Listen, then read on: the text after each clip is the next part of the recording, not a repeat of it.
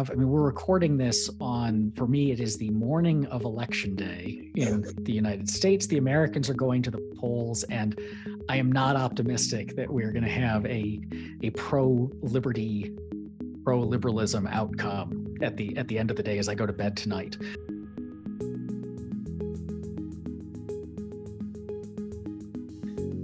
Ladies and gentlemen, comrades and friends, my name is Harrison Griffiths. I'm Communications Officer at the Institute of Economic Affairs. And joining me today is Aaron Powell, the host of the podcast Reimagining Liberty and former director of libertarianism.org, a project of the Cato Institute.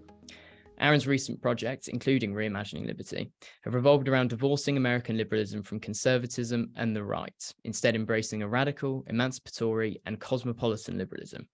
We'll be discussing the moral and political merits of Aaron's radical vision and some of the similarities that exist between Britain and America when it comes to liberalism and the right. Aaron, thank you very much for joining me today. Thank you so much for having me. Not at all. To kick us off, what is radical, emancipatory, cosmopolitan liberalism?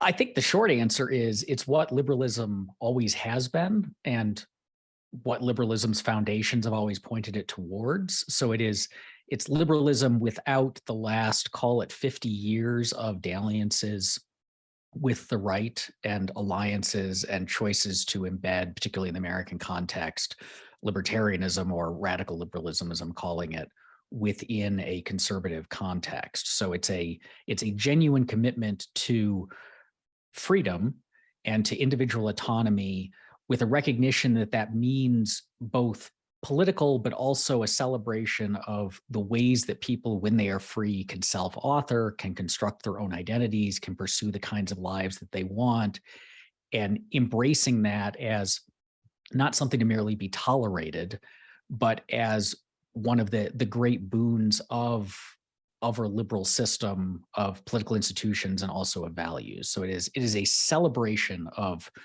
freedom and a delight in the various ways people go about exercising it. So why is that radical vision not right-wing? Because it exists in opposition to the fundamental nature of the right. So if we go back historically, the right has been a reactionary movement against social and political change. It's been a movement against the breaking down of what they see as traditional hierarchies of gender, race, class, ethnicity, religion, and so on. And those are just, the breakdown of those are just what happens when you have liberty. And so you can make alliances with the right on a temporary basis, which is how we kind of got into this mess in the first place, because it was a temporary alliance against the New Deal in America. It was a temporary alliance against the rise of communism. But the right exists to maintain specific social patterns that people on the right believe are natural or preferable, whereas radical liberty is allowing people to pursue their own ends, and that is always going to have the effect of dissolving traditional patterns and evolving new ones. And so we can be short-term allies, but in the long term, radical liberalism and the right exist in direct opposition to each other. And in the UK and in the US, as you say, since the end of the Second World War, the alliance has very much been there with the right. And it would be difficult, I think, to say that it's been entirely a failure. So, for example, in the UK, Margaret Thatcher is the individual who has probably done more, despite not fully being a libertarian, but done more than anybody else we've had since the Second World War to increase people's freedom, lower taxes, lower regulations, etc. Likewise in the US, Ronald Reagan. And so when you look at our alliance with the right over the years, we have had our best victories during periods where they've been in power, where our two sides have fused together to create something more. Is there a danger that we'd be throwing away opportunities if we do move away from that segment of the political sphere? So I think it's first necessary to be clear that the argument is not that radical liberals or libertarians should never work with anyone who sits on the political right when there are shared goals. It's rather that we shouldn't see ourselves as of the right and we shouldn't see ourselves as allies with the right against the left, because you mentioned certain victories we've had with people on the right, but there also have been real victories for liberty that have come more from a left direction. So in the United States, the ongoing legalization of marijuana has not been driven by the right. The eventual acceptance of gay marriage has not been driven by the right. It's kind of happened in opposition to the right. And those are real victories as well, and every bit as much victories for liberty as deregulation, although some of the greatest deregulation in the US happened under the Carter administration, which was a Democratic administration. So I think the real danger is, by thinking of ourselves as part of the right, we tend to be more sanguine about anti-liberty positions if they are coming from conservatives and people on the right, and less willing to look for possible alliances or opportunities to work together with people on the left. And so we're cutting off opportunities. And so again, it's not that we should say, I'm never going to talk to a conservative lawmaker, right? Instead, it is, I'm not going to think of myself as part of the conservative movement, but instead I'm going to say, here's a conservative lawmaker I can work with on this important issue, but I'm not going to then kind of let them skate on areas where they're bad on liberty. And at the same time, I'm going to look to people on the left and I'm going to say, they may, be big fans of socialized medicine, but they also are the best people out there in opposition to the police state or the surveillance state. And I'm going to work with them there as well. Yeah, but as politics becomes more sort of tribal in the partisan sense, in the ideological sense, people like more and more to rely on partners and see them as one of them. It's naturally what you say is brilliant. In many ways, we are characterized by sharing some positions with the left and some with the right, much to our annoyance often. But in reality, that is the way we move forward in the political sense. It's all good and well saying, we go to a left-wing MP and, oh, here's a good thing on immigration, here's a good thing on crime, here's a good thing on drugs, and you go to a right-wing MP and you say, well, here's a good thing on tax cuts, etc. But having that as a sort of strategy where you can rely on those people in a long-term manner, as we would need at the moment, it does seem in this environment as if it would be a bit difficult. And given that you have accepted, and everybody pretty much on our movement accepts, that some degree of pragmatism is required, really does it not look like we should put our lot in with one side in the hope of getting half of what we want, even though we might really resent not doing the right thing to get the other half, if you know what I mean? Like, it seems quite difficult to float between the two sides when they are so demanding of loyalty and sort of total allegiance to the party line from the top. I think that is a real challenge. And if it were true that the only way to accomplish anything would be to give up half and, get in bed with one side or the other, then there might be something to that. But I guess I am skeptical that we really need to do that, in the sense that, yes, the sides are very tribal, and yes, there is a pull, and yes, there's increasingly a sense that loyalty matters. But in my experience, and in the experience of those of my colleagues, say, when I was at the Cato Institute, who worked with the other side, if you are genuine, like if you have a genuine commitment to your principle, and you are genuine in the sense of sharing the commitment to the principle with the person you're working with, and so they know that you're not just trying to get something out of them, but this particular end that they have in mind, like we're looking to legalize drugs, you share the same underlying values about it as they do. In my experience, people are really receptive to that. And I think that part of the reason that they sometimes are not is simply because our movement has spent so long positioning ourselves as being part of one side that they are justified in thinking of us as that. Like again, when I was at Cato, we would get really frustrated when journalists would refer to the Cato Institute as the conservative Cato Institute or the right-wing Cato Institute, or have these constant things where they'd be like, even the right-wing Cato Institute opposes this law, and we'd say, we're not conservatives, we're libertarians. But to a great extent, the journalists were correct in, or at least it was understandable that they would mistake us for conservatives or on the right, because that was how we had positioned ourselves, and those are the people we're allying with. And so to some extent, I think the problem you're describing is one of our own creation, and it's going to take a real effort of saying, no, these are our principles, and we are willing to,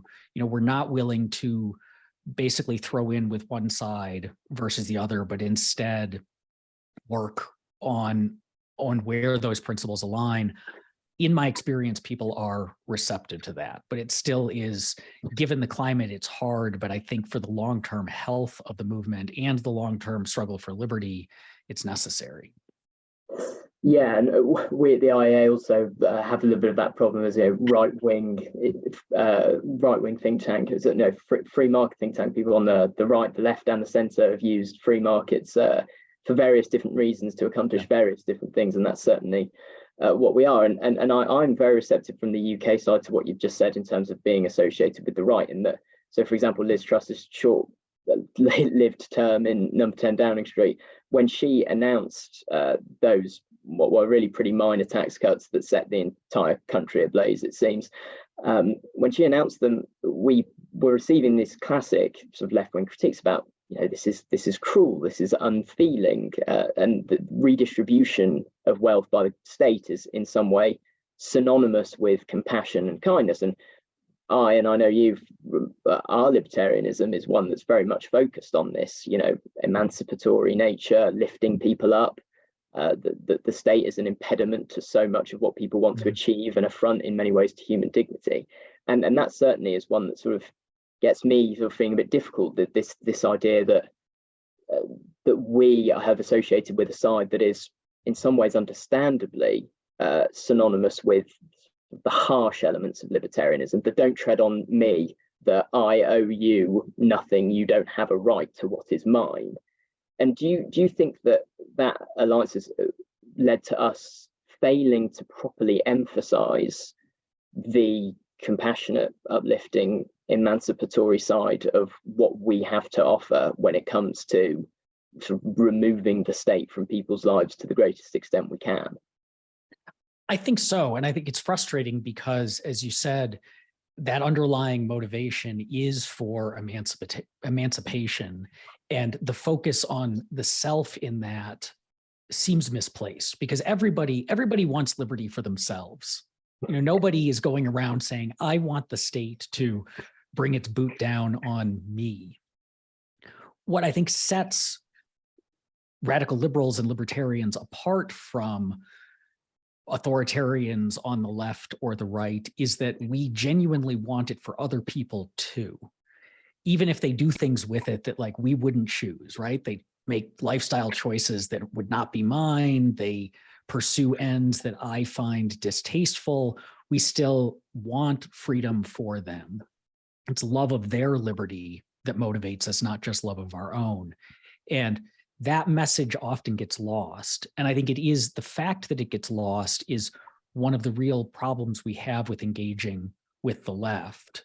And it has enabled the left to, I think, make a genuine mistake, which is the one that I think you just pointed out about how it somehow is cruel to cut taxes or to end redistribution, is that the left shares a lot of, I think, the underlying values. I mean, the left is an outgrowth of liberalism. There's more of a shared foundation there that there isn't with the reactionary right. But the left's fundamental mistake is in somehow seeing the state, which is the most powerful engine for oppression and control and punishment, as the tool for liberation, rather than markets and freedom. And when I look to my friends on the left and they are like, we need to help poor people. And it's like, yes, we do. And we need to free people? Yes, we do. And the way we do that is by further empowering this engine of violence and oppression.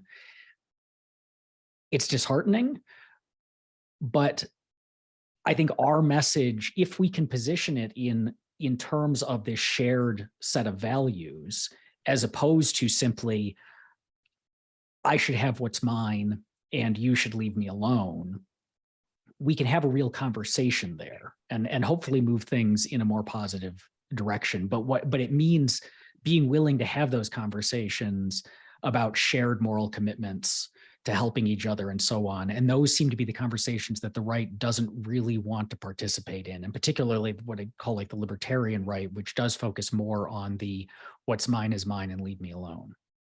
Yeah, and I think one great piece of literature that talks about that mistake on the left is National Economic Planning, What's Left by Don Lavoie, which I'm sure we could get something in the description about that. It's a really excellent exposition on exactly what you've just described, the mistake of believing that the state is an emancipatory force. But while you talk about the ideological similarities and the intellectual heritage that stretches back to the Enlightenment that the left and the liberals and libertarians share in common, that is a very different picture than what currently exists. So you and I might interact with one or two sound people on Twitter, like Centre for a Stateless Society, or like Corey Massimino, Gary Chartier, who are very much of the left, but very sound, consistent libertarians.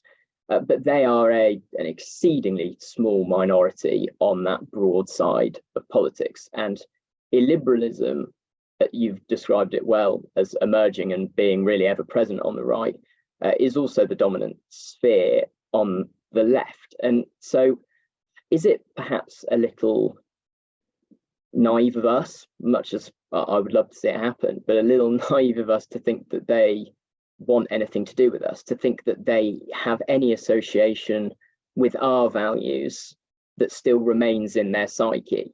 While their intellectual heritage might be strong, in the modern day, the Fabians and the Marxists are the vast majority of leftists, and they don't like us.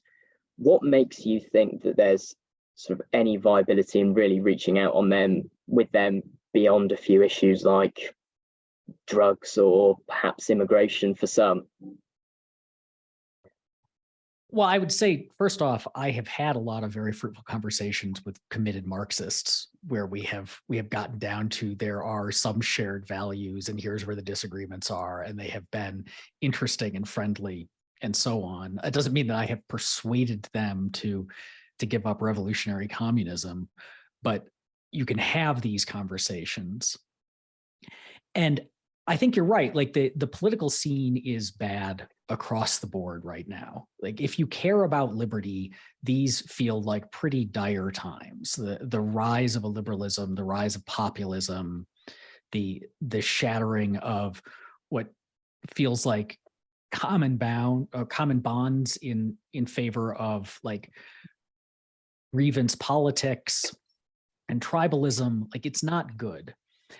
And the not goodness is coming from both sides. The populist right is increasingly a liberal. You know, we're watching in the United States, we're watching the Republican Party basically cast off any pretext of being pro-markets, you know, and now they just want to punish corporations that say things that they don't like, and they're embracing industrial policy, and we need to make the economy work for the worker and so on.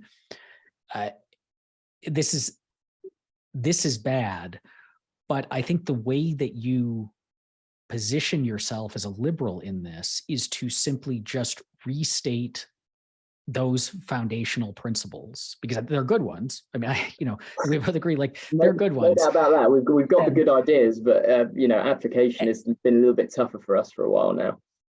And when talking with people about them on the left or on the right, among liberals, as the term gets used in the US, among conservatives, is to first start by looking for that common ground, but to just articulate this strong moral commitment. And I guess I'm not convinced in this case that as of right now, generally speaking, the right is better on commitment to liberty issues than the left is. Both are bad. And so again, merely what I'm saying is we should broaden who we talk to. And at the same time, I think that there is a case that there are elements of the left that are, if not perfectly aligned, have common ground. You know, I look at in the US, we have the anti-NIMBY movement, like the pro-housing, pro-growth. That's largely a movement of kind of a cosmopolitan left who see the value in the dynamism of migration and movement and building and housing and all of that. And we can talk to those people, we can cultivate that. So it's to look for, I guess, those seeds of remaining liberalism wherever we can find them and try to just breathe them to life to the extent that we can, instead of just holding up with one side and then overlooking their problems, because that's where we've built out networks over the last however many decades. Yeah, and this is one of the points that makes me a little bit more optimistic about how things are going to develop on your side rather than on ours, because in the United States, you do have the YIMBY side is very much of the centre and centre left, and as you say, very cosmopolitan, very pro-migration, very pro-density, expansion, growth, which is great. And it has given birth to some extent to this nascent supply side progressivism movement, which is somewhere we can work with. I'm not seeing much evidence of that over here at all. Unfortunately, our YIMBY movement, is more of the centre and the centre right. But the concern, sort of the point I want to pick up on this, it comes from two things we've already discussed, which is one, the political nature of this discussion, and two, the fact that we're sort of looking towards both sides of an existing formula, as if that formula is in some way fixed, and also the issue of compassion. So when we say, oh no, really, tax cuts, regulatory changes, whatever, they're actually really compassionate because they're pro-growth and they're pro-freedom, and that's exactly the formula we need to follow if we do want to emancipate and rise up huge segments of the population. But I can kind of understand the leftist critique to some extent when they say, oh, well, cutting taxes while so many people are condemned to poverty and not getting access to health services, it's certainly a bad look, if nothing else. And I say, well, yes, but we also have to reform those sides of we need to get government out of the way on those sides of the economy as well. And they say, well, you don't want to do that. And it's a fair point. And then that leads you back, of course, to, well, we need to do liberalism wholesale. And as much as we would both love that, that is not currently where politics are at. And it's not just the elites and the parties we talk about now. In the UK, I think it's about 4 to 7% of people identify with that crude term, socially liberal, fiscally conservative. In the US, you have slightly more of it, but it's, you know, probably still the smallest of those four compass squares, as it were. You know, is it important, in your view, to try to use what we have to build a sort of third movement, to make politics a triangle rather than a two-sided affair? Or should we accept that in the short run we might be in trouble, and that the only way to do it is to work within the existing confines of the political system that we have now? So it's a good and big question, and there's a lot to unpack there. So I'll start with, I think you, at the beginning of that, you mentioned the problem of saying we want to cut taxes because it creates, like, these policies create growth, and then growth is good and solves these problems that you're identifying, you know, right now is with the state being the solution to. And that, I'll say, is a genuine problem for the narrative that we have, because ultimately our argument as liberals is a lot of these problems that you see the state as the solution to, if instead we free people up, then through a emergent process that we can't really point to how it's going to work out, magic will occur and things will get better. That's effectively our story, right? That's the only way you can put it in a 15-second answer. Yes. Yeah. And I think it's a good story. It's a true story. It's one that's borne out by experience. It's long-term, the right one. But you're right, for someone who is hurting right now, it is not a persuasive story, or it's not one that, if the alternative is a politician coming to them and saying, if you vote for me, I will pass a law that will give you money, or I will pass a law that will give you health care, or I will in some other way immediately, like the day after I'm put into office, I'm going to fix it. It is totally understandable why people want to believe that is true versus the story that we are telling. And that is just that's a problem that there is not a silver bullet answer to like fixing that. And it's something we just need to get better at telling alternative stories about. The other response that I have, though, to your argument is, I think we need to be aware that the movement for liberty is big. There are a lot of people in it, and they have different roles to play. So when this isn't a question of like, should we engage in immediate term politics versus long-term thinking, because it's not something that we decide for all of us, right? And so there may be, I think the answer is, should we be doing this, or this? The answer is yes to all of them. That there's a role to play for people who can make immediate alliances on particular issues with particular lawmakers and move the needle, even just if it's a small amount. And that is really valuable work to be doing. And that's very different work than we are articulating these founding principles of liberty in new ways that can appeal to new groups, new generations, and so on. And we're looking at the long-term scope of things. And there are people who should be doing that too. They're different people, but they're still us in the movement, right? And then there can be people who are very good at reaching out to the left, and they should be doing it. There can be people who are very good at reaching out to the right, and they can be doing it. There are people who can say, I am going to be a single issue, like my thing is drug legalization. I am a committed across the board principled liberal, but I'm not going to talk about that. I'm only going to talk about drug legalization and work with whoever I can find on that. And there's lots of good work being done in that. Like all of these things we should be doing, because the short term matters, the long term matters, the medium term matters. And I think fortunately there are enough of us that we can pick where our comparative advantage is and plug away at that.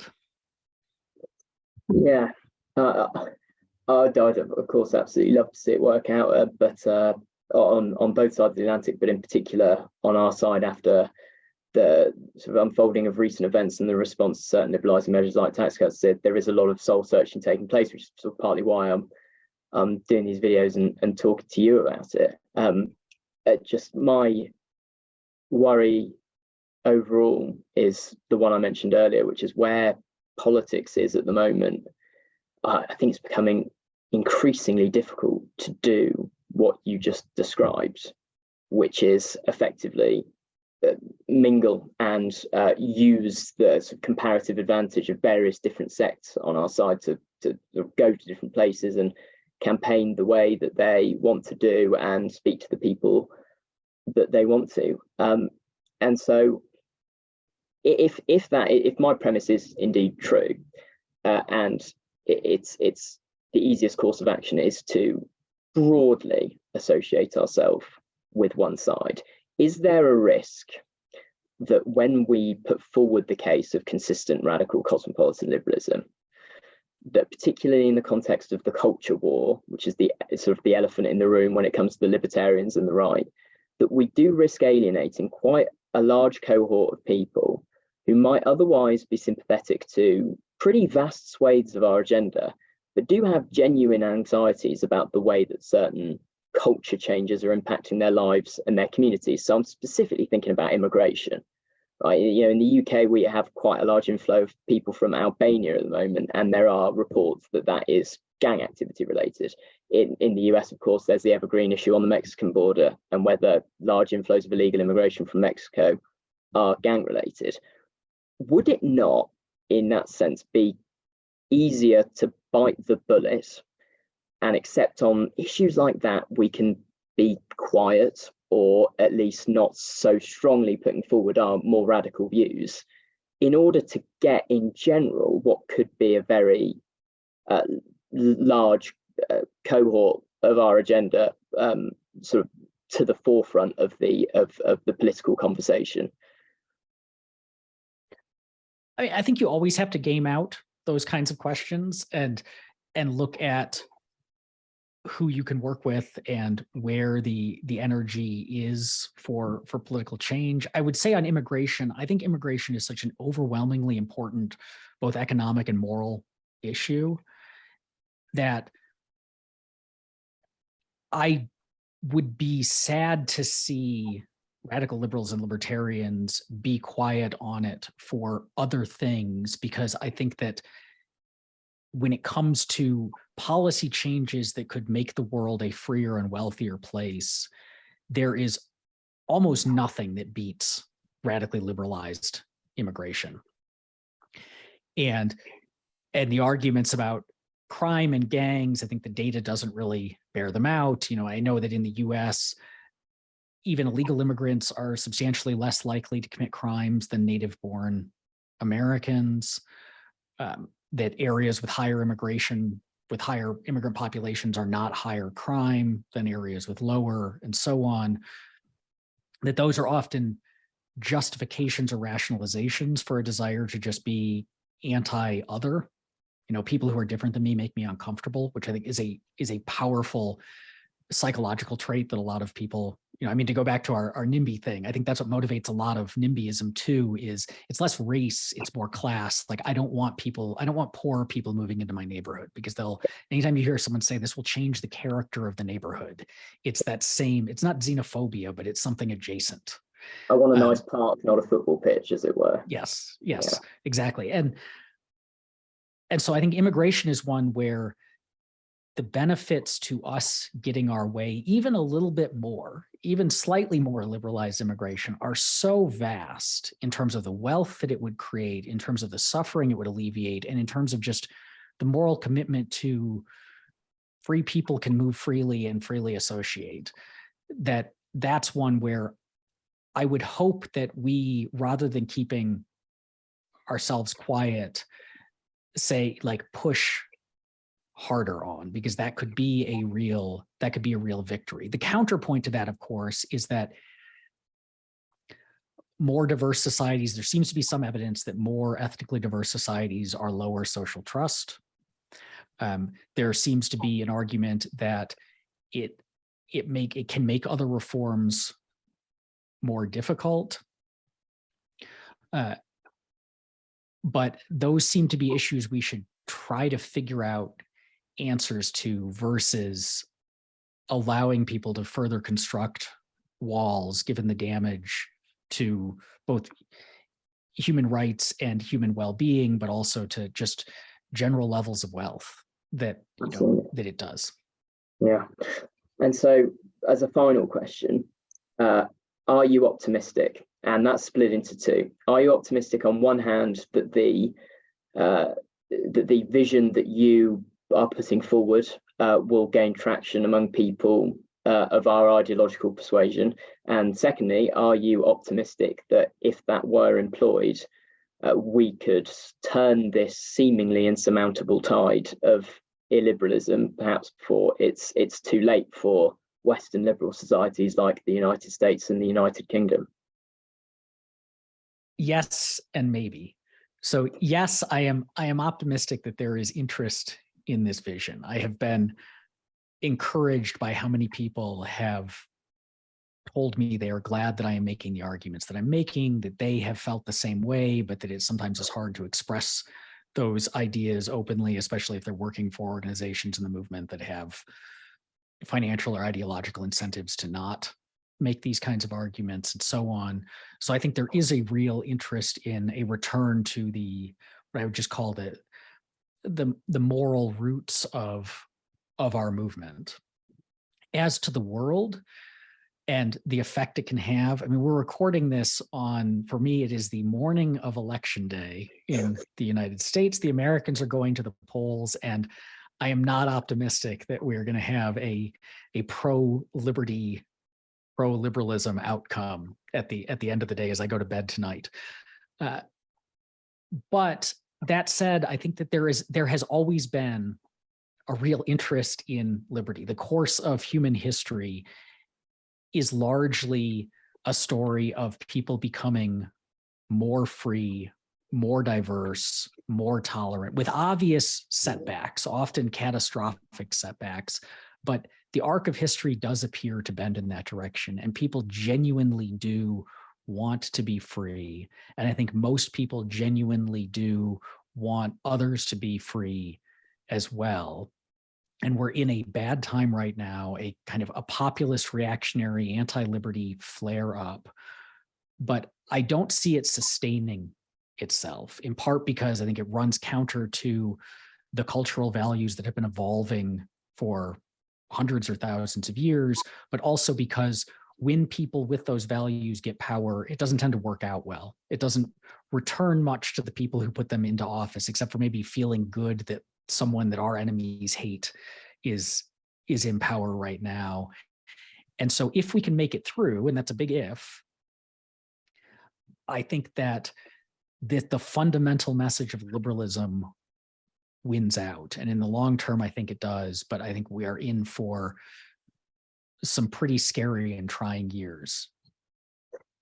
I think that's an absolutely spot on assessment. I'm likewise very pessimistic in the short run, but I do agree indeed that the antidote to that is to be the antidote to that, is not to try and conform to it. With that, I'm afraid we'll have to draw the discussion to a close. A big thank you to Aaron Powell for joining me today. Don't forget to give us a like and a subscribe if you haven't done so already. What do you think? Is radical cosmopolitan liberalism the way forward, or is the future of liberalism still on the right? Let us know your thoughts in the comments below. I've been Harrison Griffiths, and as always, thank you very much for watching. Well, if you enjoyed that conversation, why not watch one of these other videos? And while you're here, remember to hit the subscribe button and the notification bell. That way, you'll never miss out on a single IEA broadcast.